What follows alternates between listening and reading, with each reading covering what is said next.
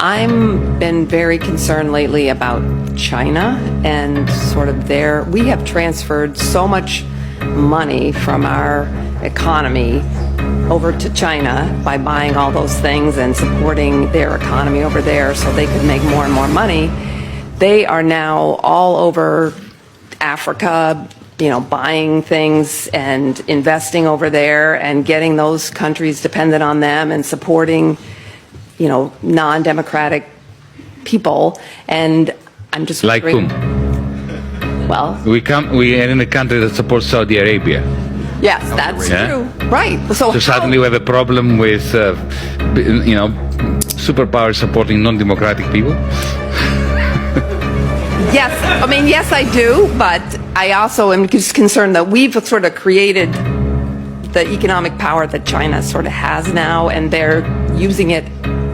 I fear going to be using it against us eventually and against the better interests of a lot of people. Allow me to put your mind to rest. Okay, great. You shouldn't worry about it. Okay.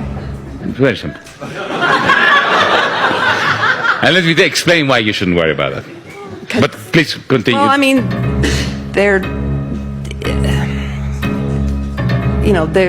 they're in Africa. They're lending money to countries to build ports and different infrastructure. To build what? Port. And what's wrong with that? And because countries that need ports get ports. But they're making people dependent on. I know it's the same thing that we've done, which is no, it's not. Around the world. They are far more humanistic than the United States ever was. Really? Okay. Absolutely. Great.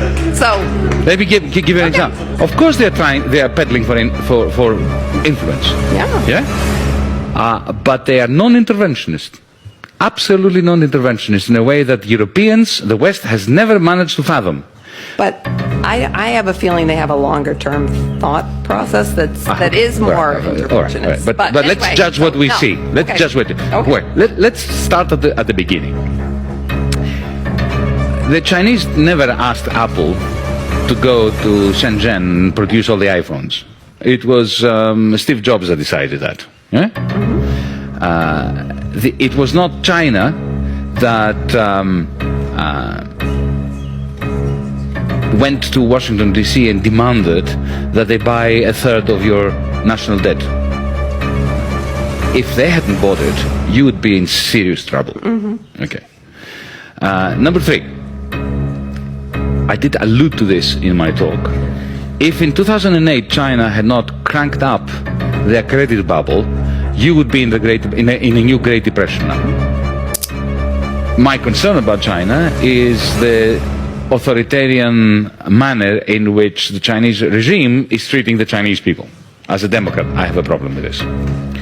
Mind you, I have to tell you that, from my understanding of China, it's a very interesting social experiment, in the sense that at the local level, or the regional level, you now have a boisterous democracy.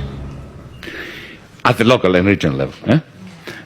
Even with popular success stories in overthrowing local authorities, local bureaucrats who have been corrupt, who have been this, who have been that, who have been the other. When it comes to the influence of China outside its borders, I have to say, firstly, it's quite remarkable that they don't seem to have any military ambitions. Secondly, Africa. I'll give you an example, a specific example. Ethiopia. 2004, because I happened to be there and I have some first-hand experience of it. They went into Ethiopia. I'll tell you why they went into Ethiopia, because they suspected it was oil. Because China is a major industrial power, but it lacks primary resources.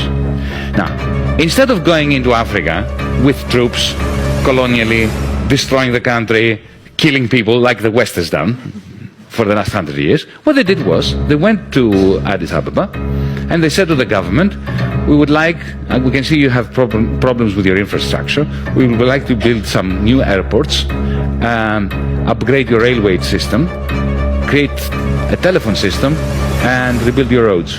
And we'll do this all for free. No strings attached. We don't want anything from you. And they did. Why did they do it? Because it's soft power. Because because they knew that if oil is discovered, and it was discovered later, then, of course, the Ethiopian government will be much more open to Chinese oil companies coming there. They have never combined their investment with imperialistic. When I was Minister of Finance, I had a very interesting experience with COSCO, one of the Chinese national companies that in the end bought the port of Piraeus. When I moved into the ministry, I found a contract from the previous government that they had already sold the port of Piraeus for a pittance and other ridiculous conditions to the Chinese, under the guidance, of course, of the European Union and the International Monetary Fund as well. And in other words, as a minister, I was bound to a particular deal that was terrible for Greece. And I went to the Chinese and discussed it with them. And I was really astonished. I said to them, look, you're paying too little, you're not committing to a sufficient level of investment, and you are treating our workers as fodder.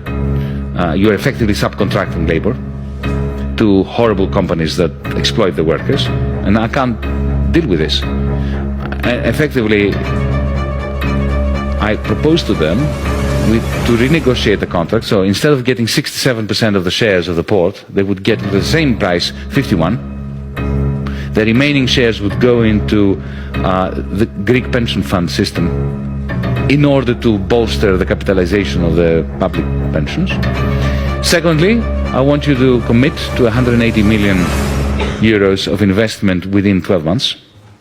And thirdly, proper collective bargaining with the trade unions and no subcontracting of labor. And to my astonishment, they said, okay. Can you imagine if that was a German company or an American company? That's why I'm saying I don't think you should worry. Okay.